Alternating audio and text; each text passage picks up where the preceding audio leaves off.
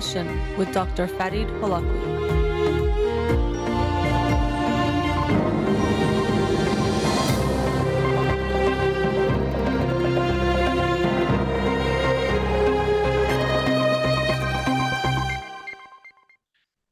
Good evening. Welcome to In Session. I'm your host, Dr. Farid Holakouee, and I'll be with you for the next hour here on Radio Hamra. What a weekend. This is Monday, March 2nd, and just 2 days ago, the US and Israel began an attack on Iran, which has since then caused, as expected, a whole cascade of events. But one of the big moments was learning of the death of Ali Khamenei, who was killed in some of the earliest attacks, along with, the number keeps growing of how many top Iranian officials have been killed, 40, but now it's more. And it's led to, understandably, a whole wave of emotions amongst Iranians, both in Iran and outside of Iran. And I'm a very emotional person, very passionate person, very intense person, I would say. I see that a lot in my son too. Kian is very, excitable and fun and energetic. So that's definitely a part of who I am. And maybe because of that, I sometimes have a hard time where I try to stop myself from getting my hopes up because of, I think, how intense the emotions can feel.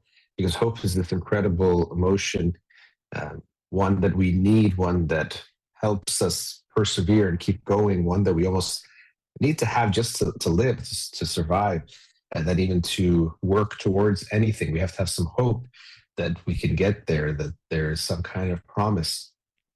But also, of course, we talk about not getting our hopes up because it's very painful when we get our hopes up, and the higher up we go, the longer it is to fall and the harder the fall is. So I've noticed that with myself, that at times I can be hesitant, or I hesitate till something is a sure thing before I get too excited or express too much emotion about something.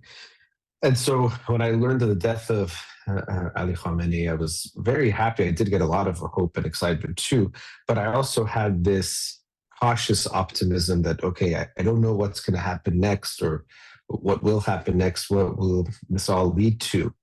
And so I do have hope for sure, but I'm also a bit cautious in the sense that I don't know what's going to happen and how many lives will be lost in the process. And I do think this regime has to go. That I have no lack of clarity on. That's 100% for me, that this regime, it has been hurting, killing, stealing from its people for 47 years. And I think every single Iranian in some way has been very strongly affected, either very, very directly, or some close family members have been affected.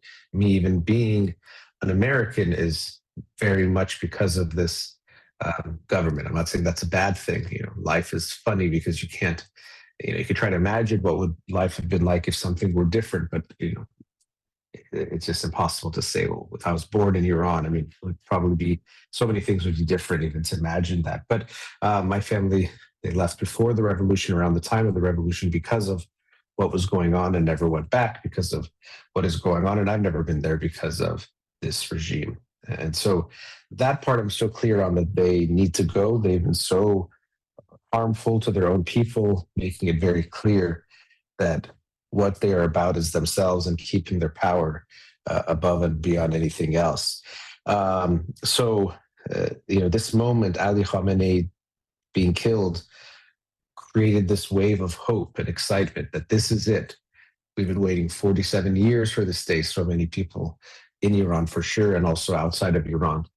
And this is going to be it. Because speaking of getting our hopes up, how many times have the Iranian people gotten their hopes up over these 47 years that, okay, this is it. This time it's it. I feel like since I was a child, I've been hearing about the revolution that happened in 1979, but then also the hopes of the next revolution. Oh, this is going to be, enqilab. You hear that word. I feel like as an Iranian, even if you barely speak Persian to people, if you're around enough conversations, you hear this word a lot, because both the 1979 revolution was on people's tongues, but also this hopes of the next revolution that will get rid of this murderous regime and bring in something better. And definitely this feeling that nothing could be worse, but something better will come in its place, and we'll get our old Iran back. Iran will go back to what it was. So we would hear this word all the time. And so when you look back at these last 47 years, even in these last few years, we've seen so many moments of hope after Mahsa Amini was brutally killed by the regime. There was this huge uprising and movement in Iran and outside of Iran supporting the people of Iran. And there was, I would hear people say it's days or it's weeks away from a revolution happening. This government is gone. You hear rumors some of them have already left, or they're planning their escapes or moving their money. And so that was beginning close to 3.5 years ago. And we were so hopeful. And then slowly, it's this very painful, slow waning of that hope, this feeling that it's maybe not happening, or we got our hopes up for nothing, in the sense that it's not going to happen. And sadly, how many lives have been lost in the process, and all of those things that are very, very painful. Those tragedies don't go away no matter the outcome, that these lives should have been lost, but it could feel even more that they might have been lost in vain. So we've had our hopes up so many times. And so hope has been this friendly, painful friend for us, getting your hopes up and then losing that hope, or feeling like it's gone squashed to some degree, but then trying to build it up again, trying your best to get that hope back, because you'll need it to try to create something. Because I was saying before about goals or trying to make something happen. If you don't have hope for it, you don't do it. Hope or belief, you can also say, right? You say, okay, I'm going to start eating better and exercising. We think of it as so intuitive that you don't have to have any hope or belief, but you really have this belief and hope that it will make a difference, that it will impact your health and make positive impacts. So we always have to have hope to even do something. Without hope, you would give up. That's why even when we look at from a psychology perspective, a very important factor for looking at suicide is hope, or the lack of hope, hopelessness. That if someone says they've given up all hope, this could be like an alarm bell that they could be suicidal. Because if there's no more hope to live, hope for the future, it could feel like, what's the point of going on? And so that's in that individual and very personal but dark level, but collectively as well, we have to have that hope. So I think that's something that I felt in this moment when we were hearing the news. At first, that the attack happened, and then very quickly learning this news that Ali Khamenei was killed. There was just this uprising of emotions, this upswell of emotions, happiness, excitement, even anger towards him that people had already been expressing, but it gets to be released in this moment of justice being served. And so this person, I don't like to wish for the death of anyone. I think, as a society, even things like the death penalty, I'm against that. But there are these exceptions to almost any rule, and there definitely is one here of wishing for death or for the death of other people when someone is causing the death of others. So if someone is about to, this kind of stereotypical caricature of making this point, if someone is about to push a button to detonate a bomb that's going to kill many people, then killing that person is more than justified. If you can do it, you should do it. And if you don't do it, that would be hard to justify, because you're killing more lives by not taking action. And so someone like him, who is responsible for the deaths of many and would continue to be, as has been evidenced by what the government has been doing in recent times, just in these recent months, estimates of 40, 50,000 people being killed. That is a different story of just wishing badly for someone because you don't like them, or because you think they aren't a good person. This is bigger than that. So the celebrations are more than justified and understandable. And I was hopeful that this would lead to some positive change. And as I said, I still am very hopeful, but cautiously hopeful, in the sense that I also know, one, we don't know what's going to happen next, these next coming days and then weeks and months and even years. There's a lot to be figured out and a lot to be determined. And two, what will be the costs, the human costs? I heard about that school for young girls in Iran that was hit, and last I saw, it wasn't clear, and I'm not here to speculate on that. Maybe for some people it's very clear who was responsible or what happened exactly. Um, but I don't know. And either way, for me, the most important thing is the tragedy of so many young girls being killed, innocent children being killed.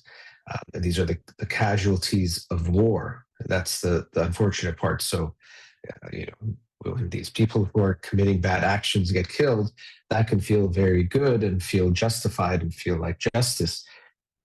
But at the same time, what opens up is this situation where many people will be killed and many of them innocent as well. And already we've seen that in Iran. I think I saw something like 550 people. Again, that pales in comparison to the 50,000 that happened, which is now even crazier to think that this is war, maybe just a few days of it. But in just 2 days, I think it was January 8th and 9th, the regime killed many times that people of their own people, not war against another country that is attacking them against their own people. And nonetheless, any life that is lost is a tragedy. And I don't want to lose sight of that either. So I get celebrating and I can get the hope that is being built, and I can 100% understand that. And I'm with that as well. If I hesitate in some of my celebrations, it's because I don't know what's going to happen next and how it's going to unfold, what will be the casualties and the lives that are lost in this process. Many nations are already getting involved in this war, and that is uh, never a good thing. It makes things even more unstable and unpredictable, and who knows what's going to happen. And this regime, I do hope it comes to a very swift end. I do have concerns of what it's going to do as it gets closer to that end, if that end seems clear, if they start to lose hope of continuing what they might do. I'm not trying to be pessimistic. As I said, I try to be optimistic, but I do understand there's a lot of risks here and uncertainty about how things are going to play out. And that's why I always said my role, I think, as the role of all of us outside of Iran, is to support the people of Iran by amplifying their voices and sharing their stories. That's most important. And many of them, it seemed, wanted intervention from the U.S. because they recognized that they could not fight this government alone. This government who was using military-grade weapons on civilians who maybe were using, at best, improvised types of weapons and tools. There was no match, at least in a short term, maybe over time and maybe over processes of things changing, but not just in a fight, not in a war. And so they felt the deep need for some kind of outside assistance. So I can understand how this could feel like a promise fulfilled or a wish fulfilled for the people of Iran in that way. And at least some of them, I know that they're not a monolith.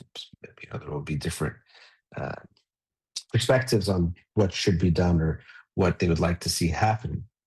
So, when the U.S. attacked along with Israel and whoever else was involved, people were very happy. And I get that. And I had some mixed feelings, but overall something positive. But again, I don't know what's going to happen. And I would say this, that I don't know what's best. It's just to claim that this is what needs to happen next, because if this happens, then this will happen after that.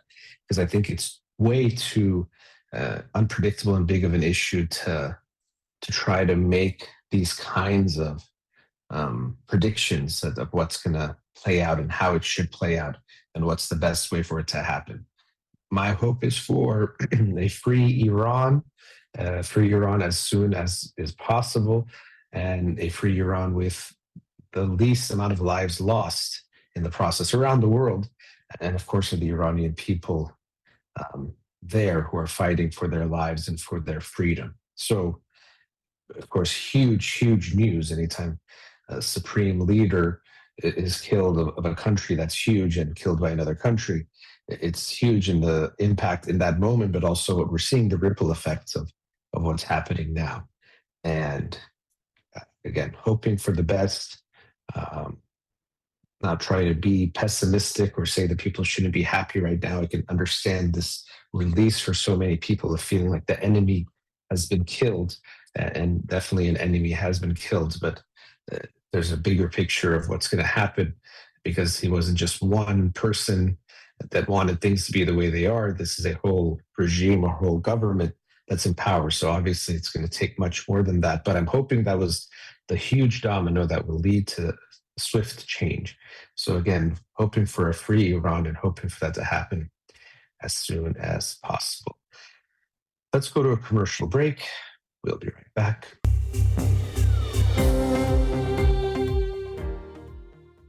Welcome back. In the first segment, I was talking about this emotion of hope and the hopes that we're feeling outside of Iran, and of course the people in Iran, most importantly, with what is currently happening around the world. And there's a lot of unpredictability, uncertainty of how things will play out. But we are all hopeful that these are the first big steps into leading to this huge change of this regime being completely erased and being part of just the history books of Iran and no longer part of its present. And you've seen videos of people celebrating around the world, but most importantly, the people of Iran as well, when they heard the news. And that's telling you something when the people of a country are celebrating that a foreign country has killed their leader. That's telling you how unpopular wouldn't be even the right word, but unpopular is part of it.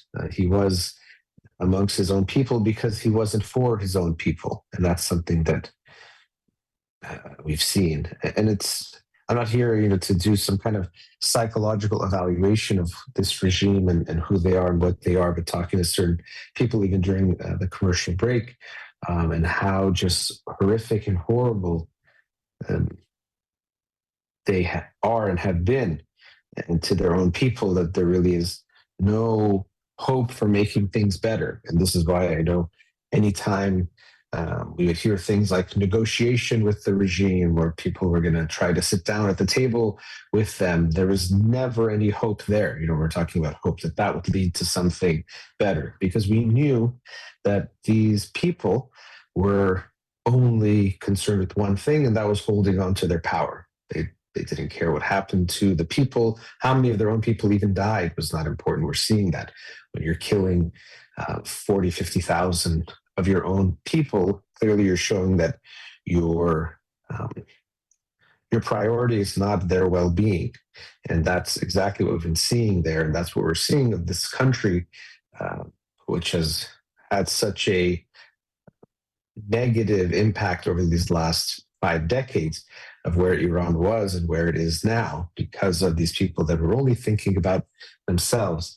And the stories that you hear of how vicious and how just disgusting the actions that they can do to their own people.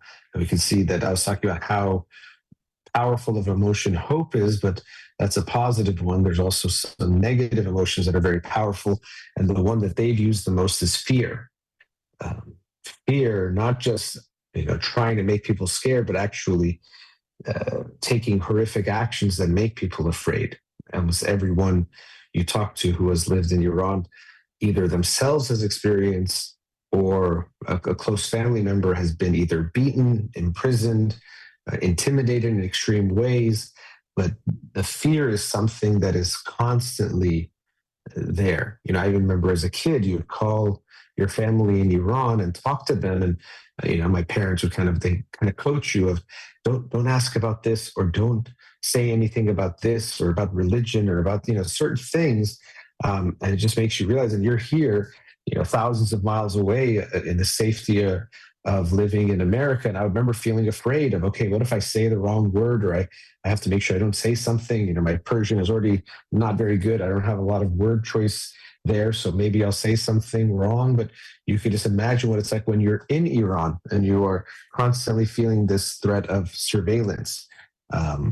again, not even people that are doing something bad or doing something illegal or doing something that is harmful, but just living your lives, you can be made to feel in constant threat and having kind of secret police and just all sorts of these ways of spreading fear and mistrust in the country.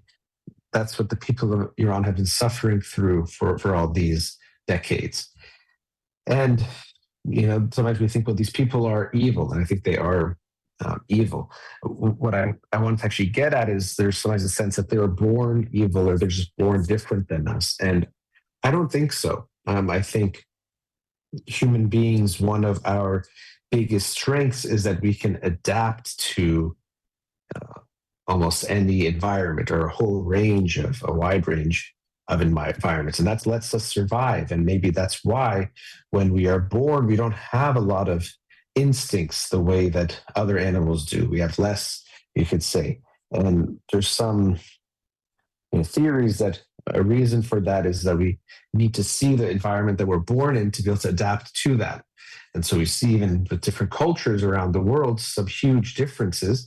And the people that live in those cultures, to them, it might seem very abnormal or weird to someone else from a different culture, feels so natural to them, and anything different from that would feel abnormal or weird. So we're very much able to adapt to a lot of different things. It's a strength, but also it could be a huge weakness that we can adapt to things, or we can express parts of what's capable or possible for us in ways that can be very harmful to ourselves or to other people. And so we hear debates about, are people good or evil? Are human beings good or evil? And you hear arguments for both sides. And I always think the answer is yes, people are good and evil. People have the possibility and the potentiality to be good and the most good possible from a human perspective or human expression, and also the most evil. All of us have that within us, and all of us are capable of that, which is why we all have to be very aware of who we are, what we're doing, who we surround ourselves with. All of these things are crucial, because none of us is immune to going down a bad path or being slowly sliding into the worst of us and the worst parts of humanity. We all can do that. So I don't believe in just saying, okay, this is a good person or a bad person, or this person can't do bad or ever do anything bad. I don't think that's true. I'm not saying everyone is equal in their character and equally doing good things, but we sometimes like to think that people are just so different, or that they fundamentally are born different, when I don't think that's true. Even you hear this often when countries are warring with each other for a long time, that they might even think the children are bad, which is once you're saying that, you've gone to a really, really dark and bad place. But you hear this in warring nations of just, even the children are bad. Sometimes it's an excuse that comes up because children have been killed in war. And so it's to justify that their deaths maybe aren't as bad as you think. But this is something that, we feel sometimes it's just so deep in the core of those people that they're bad or evil. And I don't think that's true, even though I think the regime is evil now, in the sense that they've created such an evil system that anyone in that system to survive has to be evil, has to act in ways that mean that keeping the power and keeping themselves in power and wealthy is the only thing that matters, and nothing can be more important than that. And of course, you can couple that with religion, which unfortunately can add fuel to that fire, because it can create this sense of righteousness and the sense that the religion surviving, thriving, or if it's under attack, or all these things can justify any type of action because it's so much above everything else. This isn't even about people anymore. It's about God. It's about some higher power, higher calling. And so I do always wonder with the regime, although it's called the Islamic Republic, how many of them actually believe in Islam, are actually religious? I don't know. Do they actually think they're doing the right thing? I think it's some weird combination, even amongst each individual, probably of sometimes believing, sometimes not. Some people may be really believing it, some not believing it at all, but using it as completely a justification for things. So I'm sure there's a whole range of different experiences of what's going on there. But as a philosophy or as an ideology, when you have religion, it can be a very powerful force, even amongst the people, if you have them believe it, that everything we're doing, we are the religion or the government of God, essentially. We are expressing his will. So if you go against us, you're going against God. That is a very powerful tool to control people and to keep your power, because disobeying you is disobeying God. And to me, this is another reminder of why I so strongly think we have to be careful not to give anyone too much power, even in this sense. Like, okay, even if you believe in God, no one is God on earth for you. No one is, more God than you. All of you are connected, and this is actually something that all of these, spiritual teachers and gurus, and within religion too, but even outside of religion, people that might be looked at as like some kind of spiritual teacher, they're lifted up, or we lift them up, and they want to be lifted up as gods, and they have some closer connection to the spiritual and the divine. And so we think that if we plug ourselves into them, and if we follow them and give them whatever they want and do whatever they want, we somehow are closer, and that they know and are part of something better than us. But we are all as close to God and goodness as anyone else. No one has this elevated status, and we have to be careful when they ask for it or when they're put on that pedestal, that something is wrong here. But coming back to the situation in Iran, when you have this very powerful force of this righteousness, that this is not just a law, this is God's law. This is not just a politician, this is God's, servant, or God's prophet, or God's worker. And if you go against him, you're going against God. That's a very powerful force of fear in other ways as well. And so I think the government there, as is often the case, they're just trying to keep their power alive and doing whatever it takes. And they've shown that literally they'll do whatever it takes, including killing their own people and raping their own people, just doing the most horrific of things. And it's very sad to see that this is happening. And I'm not here to tell you any of you could be them too. In some ways, I think we can. But I think this system is just so rotten and evil that I don't think there's any hope for it. There's no reform. I'm someone who's very, very hopeful of people and change, but sometimes when a system is so rotten and becomes rotten all the way to its core and its root, you can't have a flower grow from that plant anymore. It's just only going to spread badness and evil and all of that. So all of that also concerns me of how things will transition in Iran, because this has been part of their system for so long, and it's going to be a lot to uproot all of that evil and replace it with a good system. I do think it's possible, but I also do think it will take time, and people being very careful and meticulous to make that happen. So the people of Iran deserve so much better. I mean, that's the most heartbreaking thing for those of us outside of Iran, or who have lived their life outside of Iran. I've never had to firsthand experience what this is like. And you hear people's stories of course, life can feel normal in some ways, but there's always this fear, of what the government does and can do to yourself or loved ones. And this is something that you're living in, this constant fear, which is what they want. They don't present it as fear. They present it as, we are just serving God, and this is to make this wonderful and strong nation for God. And so everything we're doing is in that way. But the people, when I talk to anyone, I've never heard someone feel that way, that this is really for making things for the people in any kind of way. And so I'm hopeful that the people of Iran, 47 years means that probably much more than half the population hasn't even known a free Iran. They haven't even experienced that. They don't know about revolution, Iran. That's just something they read about in history books or try to see videos about what has happened. And it's amazing to see so many of them. They didn't know what it was like before, but they know this is not right. They know that this is not what is supposed to be and what they want for Iran. And so they're fighting for that. And so many people who lived in Iran before and through the revolution and now afterwards who are fighting for the end of this regime. It's unfortunate to see the evil that has been in power for so many decades now.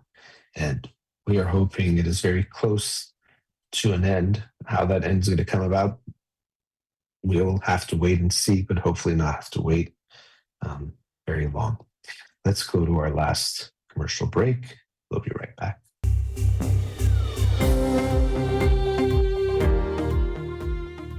Welcome back. It's been a couple of months now that all of my shows, the focus has been on Iran, what's happening in Iran, the people of Iran. And there are these huge things happening now on a global scale. Iran and Israel, but America attacking Iran, attacking many countries in retaliation, and those countries now promising to fight back. And so there's huge geopolitical dynamics in play, and it's a lot of unpredictability there. And these are these big international things that we're talking about, but I also want to make sure we don't forget the individuals here. Even I said today, 40 to 50,000 people a few times being killed in Iran in these last few months. And I always try to remember when we say that, even I say 40 to 50, and there's obviously a huge gap there of 10,000 people. And even those numbers, 40,000, 50,000, each one of them is a human being that was killed, a life that was cut short. Each one of them is an individual whose family has to mourn them, has to bury them, has to deal with the absence of them, the loss of them, maybe a son, daughter, husband, wife, mother, father, whoever it was to them. Each one of them is a human being. And that's also why at times when I'm cautious, it's not, as I said, because I don't want this regime gone. I want that more than anything. But then when you hear the stories of people getting killed, each one of them is a tragedy. And, we should focus on who's to blame, especially when we're looking at war and people firing bombs and all these things happening. Those things definitely do matter. But what matters even more than all of that is that it's a tragedy when a single person is killed in all of this. And the people of Iran have suffered for so long and in so many ways that all of us outside of Iran, we care, and care deeply. So it's not to minimize the feelings of the people outside of Iran, but I always try to remember that this isn't about us as much, me especially. I've never been to Iran. I feel such a strong connection to Iran, the Iranian people, but I understand it's not my Iran. It's their Iran more than anything. The people who are there and have to live through all of this and suffer through all of this. Live in a country that has so much wealth and the potential for so much more wealth, but so many of them are living in abject poverty, just horrible, horrible conditions and situations. So I hope we can always remember them.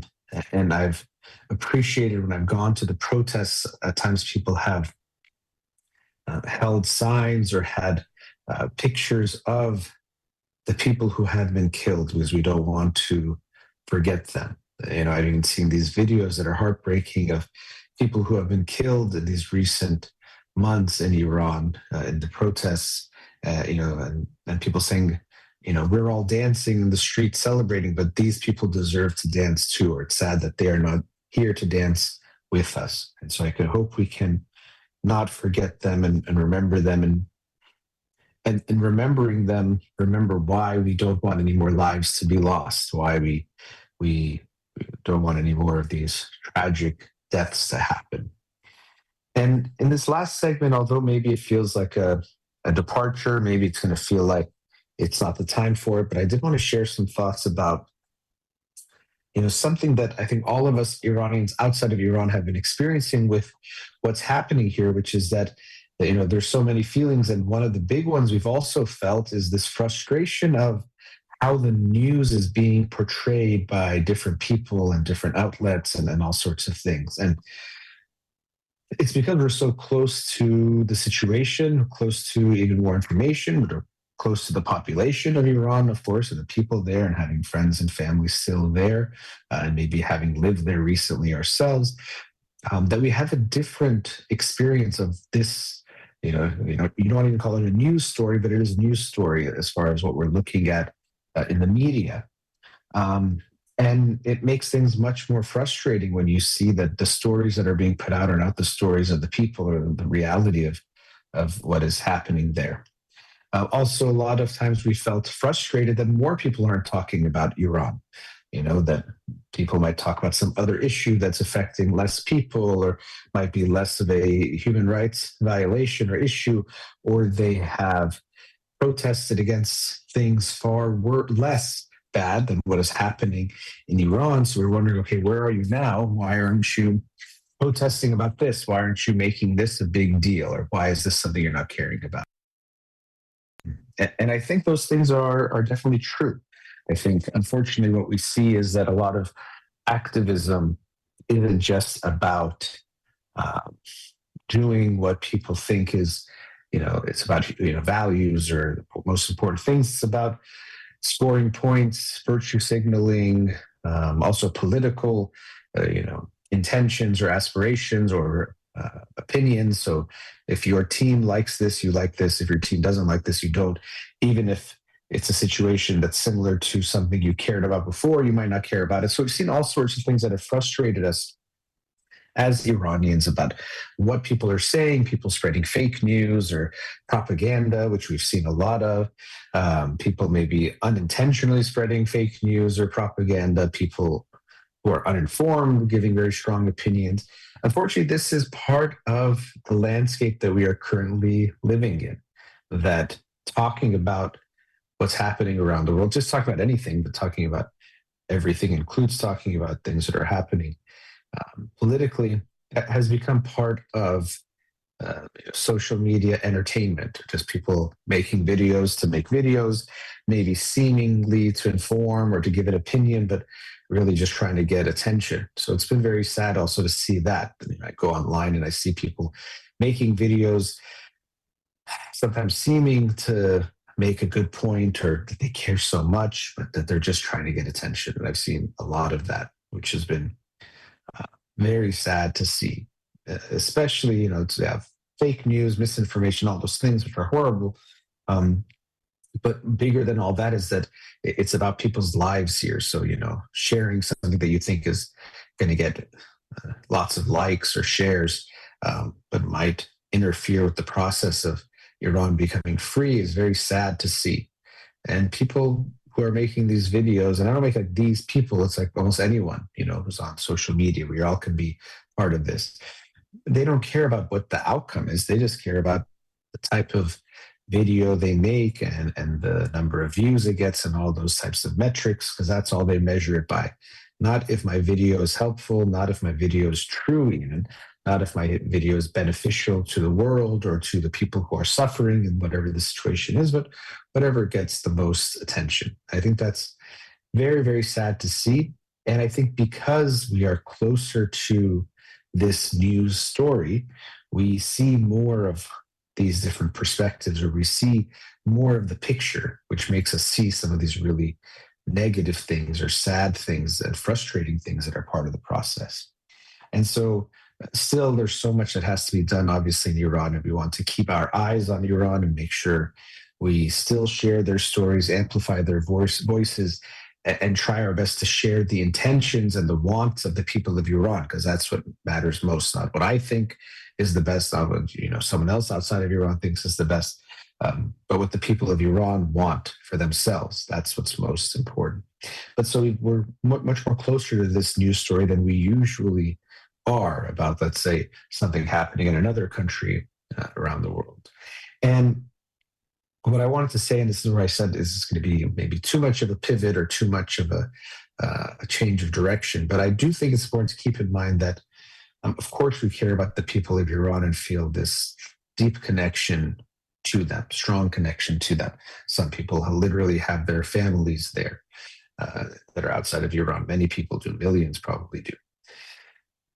I hope we will remember that, of course, the Iranian people matter and have value and deserve all human rights and deserve to live and have freedom. But I hope we'll also remember that all people around the world deserve those things too. And so I say that so that we remember this. I hope things happen swiftly and the revolution happens and we have the regime gone and we're building the new government of Iran that is actually for the people and by the people, of the people, to finish those. I think it's those three, making it, mostly for me it's that for the people part, but that by and of makes that more likely to happen. I want that hopefully to happen very, very, very soon. And I hope that, that does happen. And we also keep our attention on what's happening around the world, because sadly, the situation in Iran is unique in a lot of ways. But one of the ways that it's not unique is that there are many nations that are ruled by either a person or people who want power and are not doing what's best for their people. Or, they might care a bit, but they'll make sure they're taken care of the most. So there is injustice and no shortage of injustices around the world. And I think that if we are to think about the people of Iran and how frustrating it was when we felt that people were not caring enough about what was happening in Iran, the human rights violations, the war crimes committed on their own citizens and horrible things that they were doing. When you felt that frustration, that anger, that hopelessness, hopefully, yes, we could have voiced our opinions and feelings while it's been happening. But even more than that, use that as fuel to not forget about other people when they are suffering too. Because if we are to be true to our values, that, okay, we can't let people be killed by their government, we can't let people be oppressed by their government, and that is not okay, then we want to be true to that for all people.